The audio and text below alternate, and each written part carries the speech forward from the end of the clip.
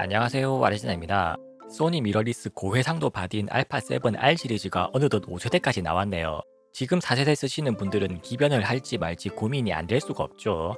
그래서 5세대와 4세대의 차이를 집중적으로 비교해 봤습니다. 자세한 리뷰에 앞서서 차이점을 간단하게 요약해 드리면요. 일단 6100만 화소 센서는 여전히 좋기 때문에 그대로 씁니다. 물론 컬러 사이언스가 소니 최신 바디 기준으로 업그레이드 되었고요. AF 성능과 디자인 편의성도 확실하게 좋아졌죠. 전체적으로는 영상 쪽으로 특히 좋아졌습니다. 지금부터 차이점들을 자세히 살펴보죠. 일단 디자인에서 가장 큰 차이는요. 새로 설계된 4축 멀티앵글 LCD입니다. 기존의 틸트에 스위블까지 추가돼서 움직임이 아주 자유롭죠. 지금까지 소니 미러리스 바디들은 틸트나 스위블 중에 하나만 지원을 했었는데요. 이번에 최초로 틸트와 스위블이 동시에 가능해졌습니다. 사진과 영상 양쪽의 모두를 모두 만족시키는 아주 스마트한 구조죠. 이건 앞으로 다른 소니 카메라들에도 많이 탑재될 것 같네요.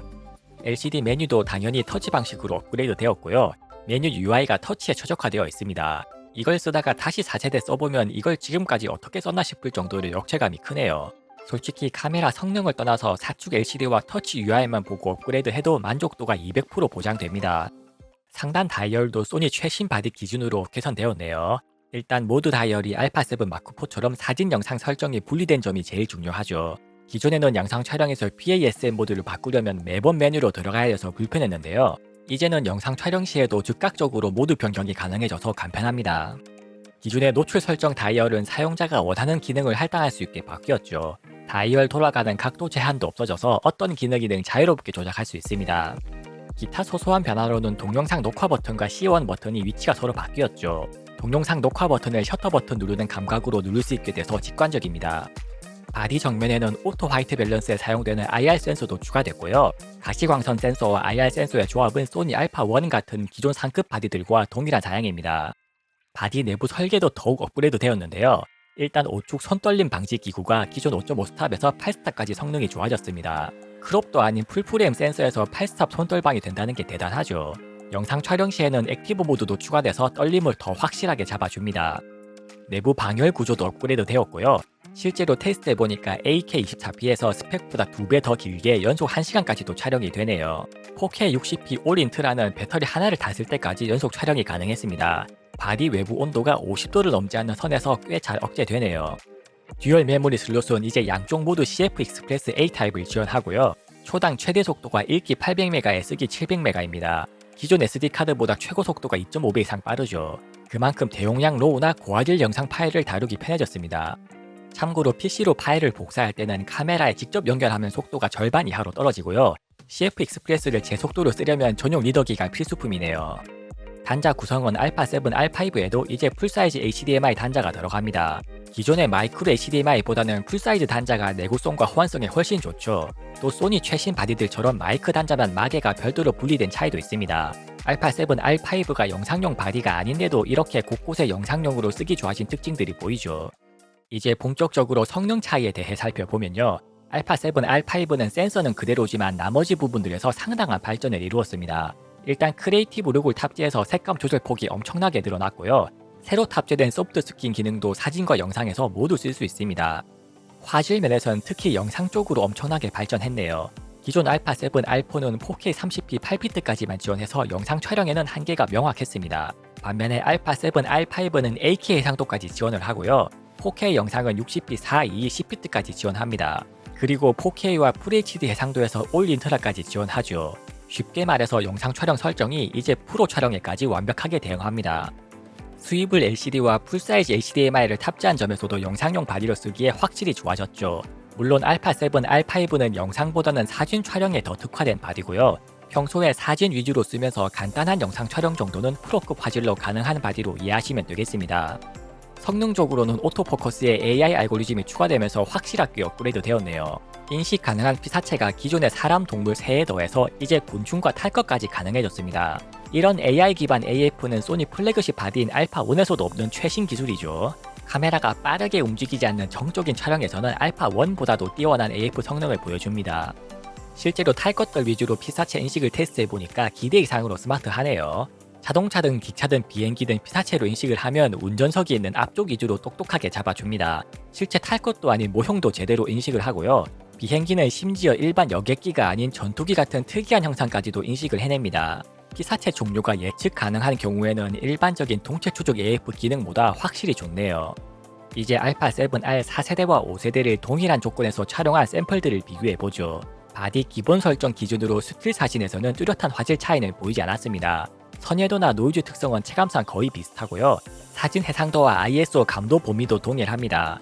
크리에이티브 룩은 나중에 조절이 가능하지만 소프트 스킨은 로우에는 적용이 안 되죠. 그래서 로우 스틸 사진 위주로 찍으시는 분들은 4세대에서 넘어가도 뚜렷한 차이를 체감하기 어려울 겁니다. 로우 위주로 찍으시는 분들이라면 그래도 하나 차이가 있는데요. 무손실 압축 로우 옵션이 추가되었습니다. 알파7R5가 워낙 초고화소 바디이다 보니까 무손실 압축 로우가 상당히 유용하죠. 한편으로 후보정을 별로 안 하는 분들은 무조건 5세대로 넘어가세요. 새로 추가된 크리에이티브 룩이 진짜 엄청나게 좋습니다. 기존의 마이 스타일은 설정값이 3개밖에 없었죠. 새로운 크리에이티브 룩은 설정폭이 8개로 훨씬 넓어졌습니다. 사진 효과 기능까지 통합된 개념이라서 기본 프리셋도 변화가 아주 뚜렷하죠. JPG 촬영도 10비트 HEIF 옵션이 추가되었고요. 로우 플러스 JPG 대신에 로우 플러스 HEIF 촬영도 가능합니다. 로우를 안 쓰시는 분들께는 JPG보다 후보정 관용도가 높은 HEIF를 쓸 수 있다는 메리트가 생겼죠. 영상에서의 화질 차이는 일단 8K 촬영이 알파7R5만 됩니다. 당연히 4K보다 4배 더 좋은 압도적인 해상력을 보여주죠. 물론 프레임이 24p가 최대이고 액티브 모드도 못 써서 활용도가 제한적인 한계는 있습니다. 그리고 8K나 4K 60p 촬영은 화각이 약간 크롭되고요. 4K 30p부터 풀프레임 화각 전체를 제대로 사용할 수 있습니다. 이런 점에서는 역시 영상 전용 바디로 쓰기엔 한계를 보이죠. 같은 4K 30p 조건에서 비교해보면 화질이 미세하지만 확실히 개선되었습니다. 컬러 노이즈가 줄어들고 디테일 표현도 더 정확해졌죠. FHD 대상도에서도 5세대가 확실히 화질이 더 좋아졌네요. 4K로 촬영해서 리사이즈한 것과 비교해도 화질이 비슷하고요. 소니가 FHD 영상 화질이 별로라는 것도 이제는 옛말이 되었습니다. 영상에서는 화질 자체보다는 색감 설정을 바디에서 바로 폭넓게 설정 가능한 차이가 훨씬 크게 느껴집니다. 영상에서도 크리에이티브 룩과 소프트 스킨을 바로 입힐 수 있고요. 바디 설정만 잘하면 일반적인 용도로는 후보정을 하나도 안 해도 될 정도로 결과물이 잘 나옵니다. 특히 소프트 스킨은 사진보다 영상에서 더욱 진가를 발휘하네요. 영상에서 사람 얼굴을 인식하자마자 피부를 싹 정리해주는 걸 보면 무슨 마법을 쓰는 것 같습니다. 사진만큼의 세세한 후보정이 불가능한 영상에서는 소프트 스킨이 정말 사기 수준으로 좋네요. 인물 사진에서도 초고화소 바디에 지나치게 좋은 디테일을 소프트 스킨 기능이 확실하게 해결해주죠. 팔자주름 같은 일부분만 살짝 만져주면 더 이상 보정이 필요 없을 정도로 훌륭한 성능을 보여줍니다. 인물 위주로 촬영하는 분들은 소프트 스킨 하나만 보고 업그레이드 해도 될 것 같네요. 손떨림 방지 성능 차이는 비교하기 쉽게 영상으로 한번 볼게요. 스테디샷 성능은 스펙이 8스탑을 오른 만큼의 차이가 확실히 있습니다. 고화소 바디일수록 해상력을 극대화하려면 손떨방 기능이 중요하죠. 물론 아무리 손떨방 성능이 좋아져도 센서가 움직일 수 있는 범위 이상으로 카메라가 움직이면 소용이 없습니다. 실제 테스트에서도 셔터 스피드가 0.1초가 넘어가면 알파7R5라도 떨림을 제대로 잡아주지는 못하더라고요. 그래서 8스탑 손떨방은 초망원 촬영에서 더 유리해졌다는 의미로 이해하시면 되겠습니다. 알파7R5는 영상에서 액티브 모드를 활성화할 수 있는 것도 중요한 차이고요. 화각이 약간 더 크롭되는 대신에 화면 떨림이 확실하게 개선됩니다. 짐벌을 완전히 대체할 정도까지는 아니더라도 간단한 핸드헬드 촬영에서는 효과가 크네요. 액티브 모드가 화각이 더 크롭되기 때문에 화질 저하가 걱정되는 분들도 계실 텐데요. 실제로 액티브 모드에서 화질이 저하되는 느낌은 딱히 없었습니다. 알파7R5는 영상 촬영 시에는 기본적으로 풀픽셀 리드아웃이 적용되는데요. 풀프레임 촬영에서는 8K 촬영만 픽셀 비닝이 적용되지 않습니다. 4K 촬영에는 크롬 모드에서 30p 이하로 촬영하면 픽셀 비닝이 적용되지 않죠. 이때는 화각이 좁아지는 대신에 6.2K 오버샘플링이 적용돼서 확실히 더 선명한 화질을 보여줍니다. 알파7R5로 화질에 신경을 쓰면서 영상을 찍을 일이 있는 분들은 꼭 기억해 두세요. 지금까지 소니 알파7R5와 R4를 자세히 비교해 봤고요. 5세대가 4세대보다 가격이 많이 올랐기 때문에 이게 고민이 안 될 수가 없습니다. 그런 분들을 위해서 제가 마지막으로 딱 정리해 드릴게요.